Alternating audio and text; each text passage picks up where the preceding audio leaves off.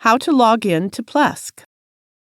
After successfully placing a payment order, you will receive a welcome email from your hosting provider containing the login URL and credentials.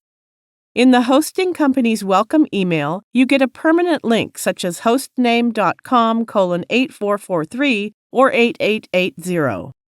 Go to the given Plesk URL or open your browser. Up in the address bar, type in your domain name or the server IP address :8443. I have used example.com, but you would replace example.com with your server host name.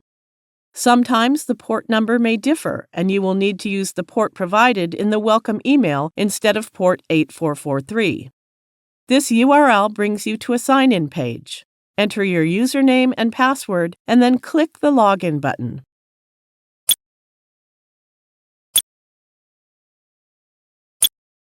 If the login credentials are correct, you will successfully log into your Plesk account.